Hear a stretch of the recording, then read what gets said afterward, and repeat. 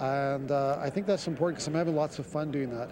But I still do a lot of drawing and I still do painting. I'm actually getting into a whole bunch of different areas. So I'm using this sort of as a springboard for all those other things. Okay. What got you interested in the modeling? Um,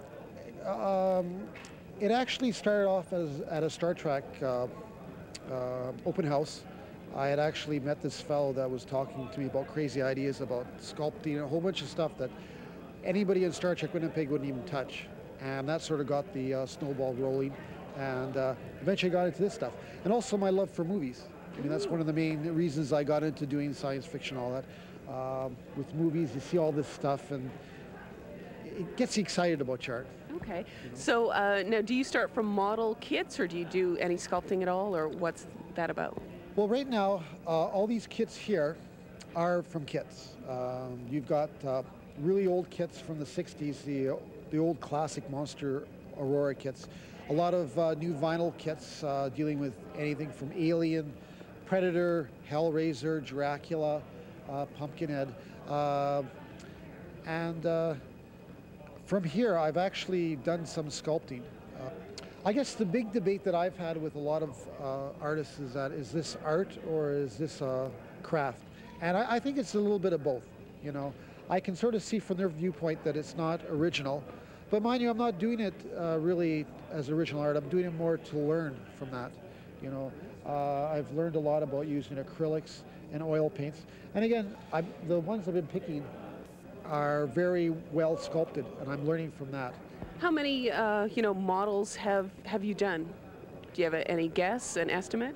Right here is at least almost 20. I've done probably 25 to 30. And do you have a favorite piece that you've worked on?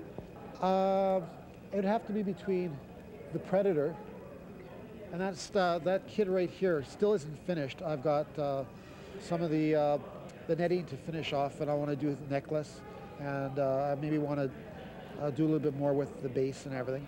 But yeah, that's one of my favorites. Next would be Pumpkinhead.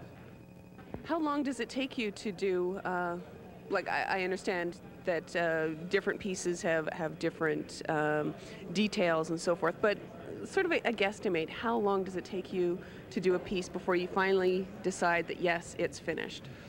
Okay, well basically the model kit, on average, from start to finish, I would say would take between 20-30 hours. Mind you, that depends how much detail you have in there. Like if you got something like this, with all the netting and everything, I'm very much of a perfectionist. A lot of times I would do it and I have to actually erase it. So I mean, if you get detail like that, that's going to make it much longer. Now the actual diorama that goes with the model, what I usually like to do is I like to sort of sketch a really quick idea what I like, because I mean, it's nice to have the model kit, but when you can have the actual thing on a base, you know. So it takes a while. It takes a while. But the thing is that the more time you put into a model kit, the better it's going to look. And if you're looking in terms of making money, people will buy stuff that looks good, you know. And this stuff certainly looks good. Wow, it is wonderful. No! I think Crystal got a little bit too close to the story that time. It's no good digging out a story if the story ends up digging out you. And speaking of digging things up, let's go to Marie.